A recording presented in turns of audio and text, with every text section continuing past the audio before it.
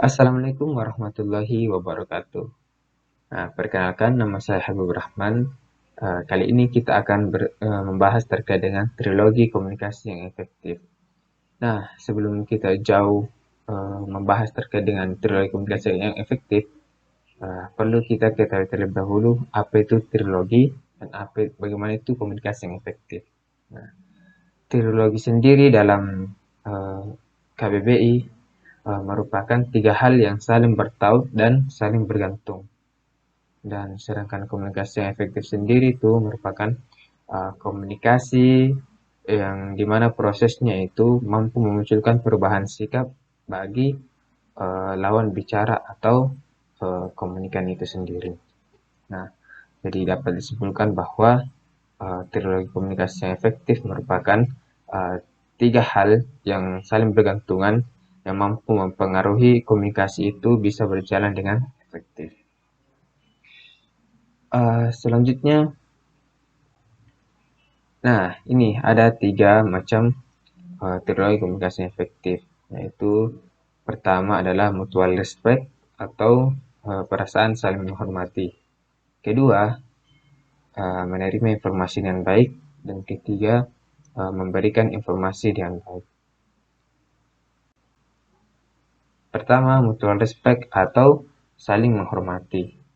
Nah, rasa hormat dan sikap menghargai merupakan hukum yang pertama dalam kita berkomunikasi dengan orang lain. Nah, suatu komunikasi yang dibangun atas dasar sikap saling menghargai dan menghormati akan membangun kerjasama di antara orang-orang yang terlibat di dalamnya.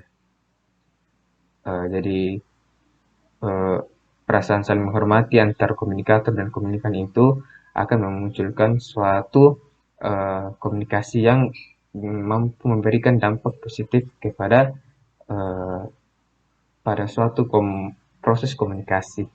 Nah, nah, sikap saling menghormati ini akan membangun kerjasama antara orang-orang yang terlibat dalam komunikasi. Nah, dalam kita menghormati seseorang, itu akan memunculkan suatu perasaan bahagia sehingga orang akan percaya dengan kita ketika kita ingin melakukan suatu komunikasi. Nah, pada dasarnya setiap orang memiliki kebutuhan untuk mendapatkan apresiasi dari orang lain. Nah, eh, semua orang pastinya tentu ingin mendapatkan apresiasi dari orang lain. Nah, ketika kita memberikan suatu apresiasi kepada orang lain akan memberikan respon yang positif kepada kita. Jadi, mengapa dalam komunikasi itu perlu kita menghadirkan rasa saling menghormati antar komunikator dan komunikan. Nah, di sini dikatakan bahwa komunikator selayaknya senantiasa bertindak untuk lebih dulu memberikan apresiasi atau penghargaan kepada audiens. Nah, di sini disarankan untuk uh, komunikator lah yang lebih dulu memberikan suatu apresiasi kepada komunikan, uh, dalam artian itu bagaimana kita menunjukkan sikap respect kita kepada komunikan yang atau audiens yang kita akan hadapi, sehingga nantinya akan muncul respon balik yang positif dari komunikan atau audiens itu sendiri. Kemudian di sini kita akan melihat dampak atau sisi positif dari sikap saling menghargai. Yaitu pertama, audiens akan senang dengan Anda, maksudnya dengan kita, dan kita memberikan uh, sikap yang menghormati atau sikap respect kepada kepada audiens, audiens akan merasa senang dengan kita sehingga timbul rasa percaya audiens ke kita. Nah, kemudian dan itu audiens akan membuka diri dalam artian dia akan uh, menceritakan tentang apa yang uh, sebenarnya dia rasakan dan apa yang ia ingin sampaikan kepada kita tanpa ada rasa ragu akan uh, mendapatkan respon yang negatif dari diri kita. Nah, selanjutnya itu sisi positifnya ialah audiens akan memberikan respon dengan kita mampu memberikan sikap respect pada audiens akan tentunya memberikan respon yang positif kepada kita, sehingga akan terjalin suatu komunikasi yang efektif. Nah, kemudian audiens akan sepakat dengan Anda. Nah, dengan kita menunjukkan sikap yang respect kepada audiens, itu akan memicu audiens untuk mengiyakan atau setuju dengan apa yang kita sampaikan, karena sudah terjalin rasa saling percaya dan bisa dikatakan suatu kerjasama dalam suatu komunikasi. Nah, selanjutnya sikap respect juga mampu meluaskan wawasan, dalam artian dengan sikap saling menghormati kita akan mendengar pendapat dari komunikan, sehingga tentunya akan menambahkan wawasan bagi komunikator itu sendiri. Nah, dan yang paling penting dari sisi positif, apabila kita mengeluarkan sikap respect kepada audiens, adalah tujuan kita bisa tercapai. Jadi bagaimana sikap saling menghormati ini akan membantu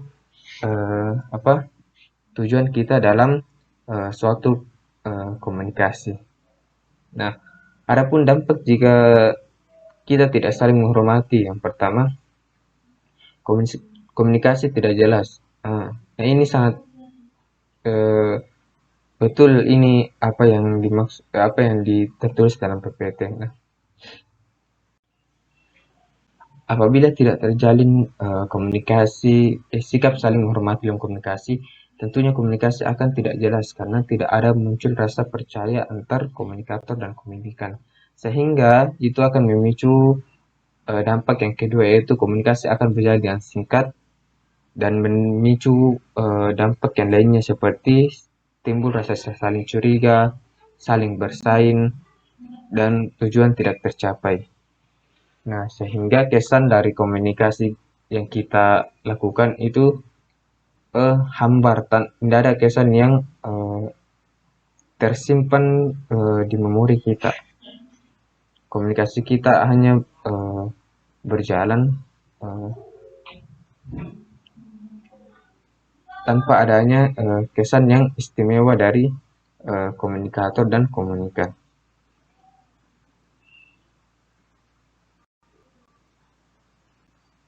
Nah, selanjutnya yang kedua adalah menerima informasi dengan baik.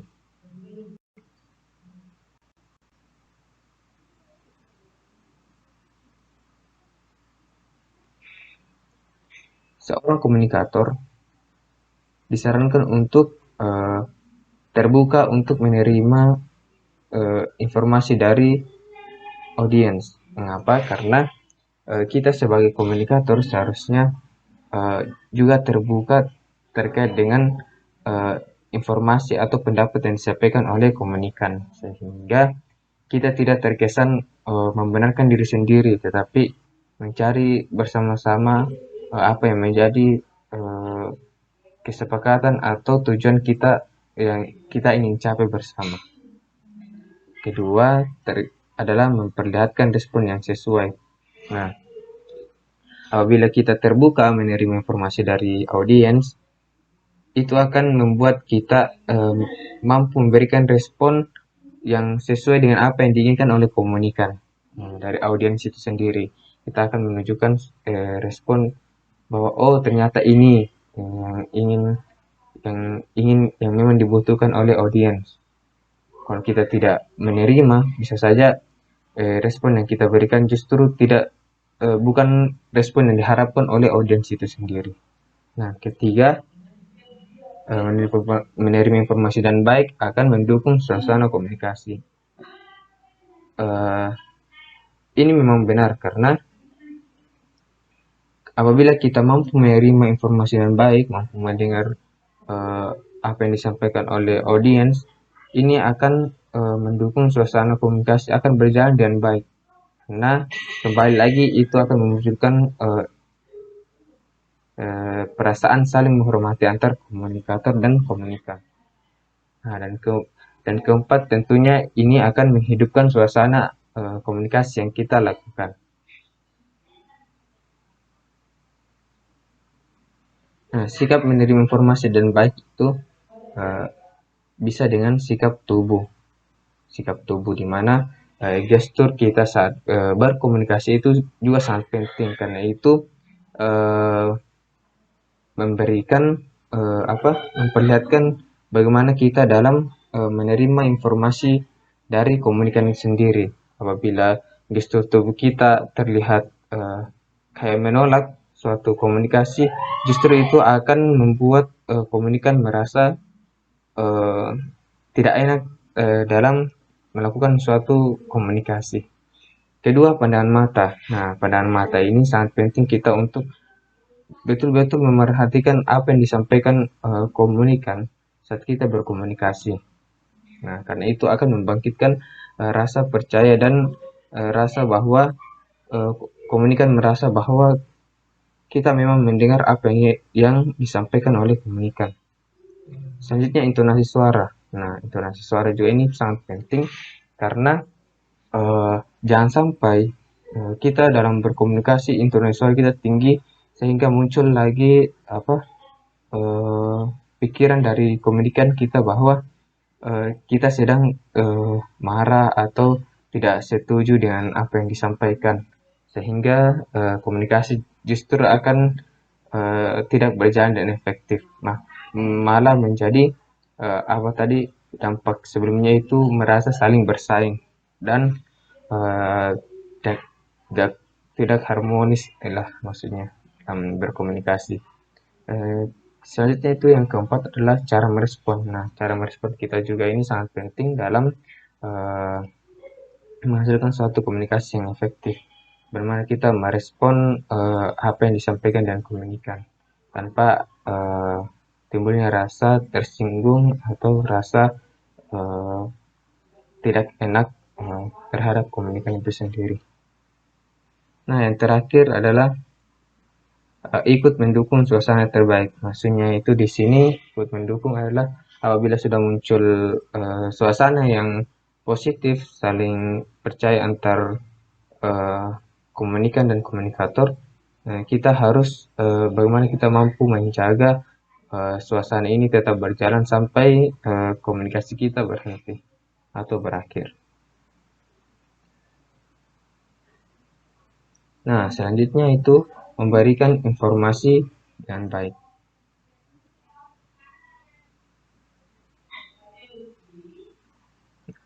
Memberikan informasi dengan baik agar komunikasi dapat efektif. Maka cara penyampaian pesan atau informasi perlu dirancang secara cermat sesuai dengan karakteristik komunikan maupun keadaan di lingkungan sosial yang bersangkutan. Nah, memberikan informasi dan baik ini sangat penting dalam mendukung komunikasi mampu berjalan dengan efektif. Nah, bagaimana cara penyampaian pesan kita, informasi yang ingin kita sampaikan itu mampu eh, sampai atau maknanya itu mampu ditangkap oleh komunikan itu sendiri. Nah, jadi sebelum kita menyampaikan informasi, perlu kita tahu terlebih dahulu bahwa kita akan berbicara dengan audiens seperti apa, lingkungan audiens yang bagaimana. Kalau kita bicara dengan audiens yang kebanyakan ada anak-anak atau remaja, kita harus melakukan suatu penyampaian informasi dengan eh, gaya atau teknik yang dipahami oleh anak-anak atau remaja itu sendiri. Kalau kita berbicara dengan orang tua, bahasa kita pun harus sesuai dengan bagaimana pemahaman yang mudah dipahami oleh orang tua itu sendiri. Begitupun dengan status ekonomi dan lain-lain. Apabila kita berbicara dengan seorang petani, pedagang, atau seorang yang berpendidikan, maka uh, penyampaian informasi kita itu harus kita sesuaikan dengan uh, audiens yang mana yang akan kita temani dalam uh, berkomunikasi. Nah, hal yang harus diperhatikan dalam memberikan informasi adalah bahasa harus sesuai. Nah, di mana bahasa ini sangat penting dalam membentuk suatu komunikasi yang efektif. Jangan sampai bahasa yang kita gunakan justru malah membuat komunikan itu tidak mengerti apa sebenarnya yang kita sampaikan, pesan apa sebenarnya ingin kita sampaikan kepada audiens. Nah, kedua, perhatikan suara. Nah, suara juga sendiri ini seperti sebelumnya itu dijelaskan bahwa bagaimana intonasi suara kita itu eh, mampu kita atur ritmenya. Maksudnya di sini adalah kalau memang ada yang dirasa penting untuk diketahui oleh semua, maka kita melakukan intonasi yang menekan pada titik itu atau pernyataan itu, bahwa sehingga audiens itu oh, merasa bahwa inilah poin penting dari apa yang ingin kita sampaikan. Kedua, perhatikan waktu. Nah, kita juga harus memperhatikan waktu saat berbicara dengan audiens. Jangan sampai kita menyampaikan atau berbicara terlalu lama, justru malah membuat audiens merasa bosan dan uh, akan memunculkan rasa malas pada diri audiens, sehingga pesan yang kita sampaikan itu justru tidak tercerna dengan baik oleh audiens itu sendiri, sehingga uh, justru malah rasa capek yang kita dapatkan karena kita akan berbicara dengan waktu yang sangat lama, namun pesan yang kita sampaikan justru tidak sampai ke uh, diri audiens, pemaknaan pada diri audiens. Nah, selanjutnya perhatikan lingkungan. Nah, kembali lagi ke pembahasan sebelumnya bahwa lingkungan memang sangat penting dalam uh, penyampaian informasi. Kita harus memahami bahwa di lingkungan mana kita akan berbicara, di lingkungan mana kita akan menyampaikan suatu informasi. Apabila itu lingkungannya anak remaja, maka kita akan menggunakan bahasa atau penyampaian yang mampu dan mudah dipahami oleh anak remaja. Begitupun apabila kita di lingkungan orang tua, petani, pedagang, dan lain-lain. Nah, dalam memberikan informasi yang baik dan komunikasi yang efektif, ada beberapa yang harus dilihat dan dipelajari dari teknik yang dinamakan teknik 6C, yaitu clear, concise, correct, complete, courteous, dan considerate. Nah, clear sendiri adalah diartikan dengan dimengerti. Bagaimana dalam teknik 6C ini, yang pertama clear, dimengerti maksudnya itu bagaimana bahasa kita atau kosakata yang kita gunakan familiar dengan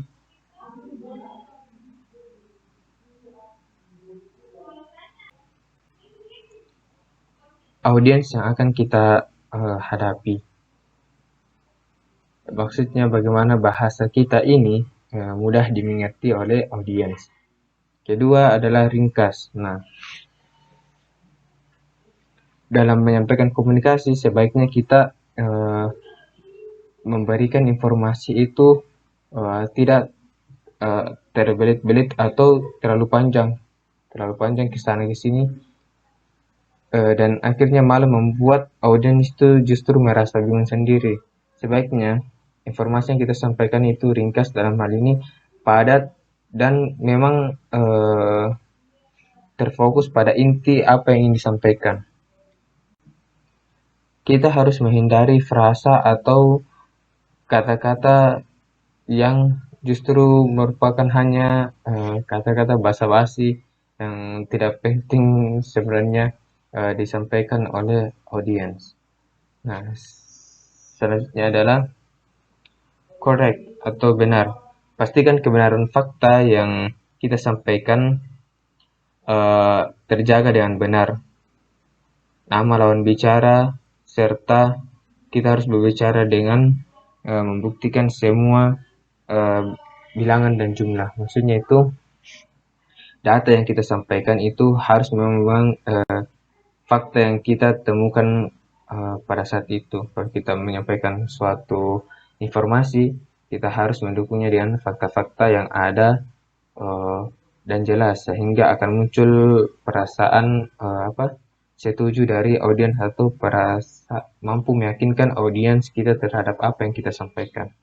Nah, selanjutnya adalah komplit, lengkap. Nah, kita harus memberikan seluruh fakta yang ada dan membahas masalah yang esensial, menjawab seluruh pertanyaan yang muncul, dan sebaiknya kita merencanakan apa yang akan kita katakan. Nah, kita harus menyampaikan semua informasi secara lengkap sehingga tidak ada lagi kebingungan yang muncul di benak audiens. Kita harus menjawab secara totalitas, secara lengkap seluruh pertanyaan yang disampaikan oleh audiens, dan kita juga menyampaikan dengan lengkap apa yang ingin kita sampaikan. Nah, selanjutnya adalah courteous, sopan. Ini kembali lagi kepada attitude kita terhadap audiens. Bagaimana kita harus menyampaikan informasi dengan sopan santun sehingga audiens juga merasa senang dan merasa dihargai, sehingga audiens menerima apa yang kita sampaikan dan juga akan memunculkan respon positif terhadap kita karena kita mampu memberikan informasi secara sopan santun dan tidak menyinggung audiens itu sendiri. Selanjutnya adalah concise atau jelas. Nah, kita harus menyampaikan informasi secara jelas, tidak kaku, tidak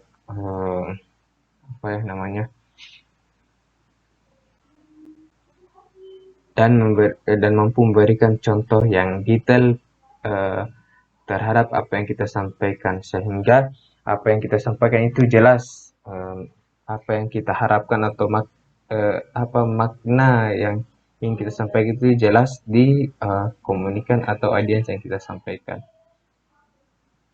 Kejelasan ini juga sangat penting untuk nantinya akan mampu menumbuhkan respon yang positif bagi komunikan. Kalau kita menyampaikan suatu informasi dengan jelas diterima oleh komunikan, maka ini akan memicu komunikan untuk memberikan respon atau bertindak sesuai apa yang ingin kita capai dari awal komunikasi. Teknik 6C ini sangat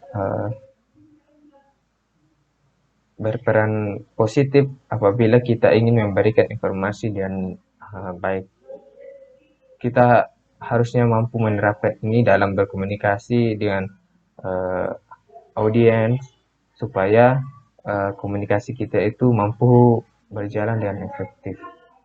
Nah, itulah tadi trilogi komunikasi efektif, yaitu pertama adalah saling menghormati, kedua menerima informasi dengan baik, dan ketiga adalah memberikan informasi dengan baik. Ketiganya ini saling berhubung sesuai dengan definisi trilogi tadi, di mana kalau kita mampu mengkolaborasikan ini dengan baik, maka komunikasi yang kita lakukan akan berjalan dengan efektif sesuai dengan tujuan yang ingin kita capai sebelumnya. Nah, baik teman-teman, mungkin itu dulu yang sempat saya sampaikan pada pertemuan kali ini. Terima kasih atas atensi dan perhatiannya. Semoga mampu menambah informasi dan wawasan teman-teman semua. Saya akhiri. Assalamualaikum warahmatullahi wabarakatuh.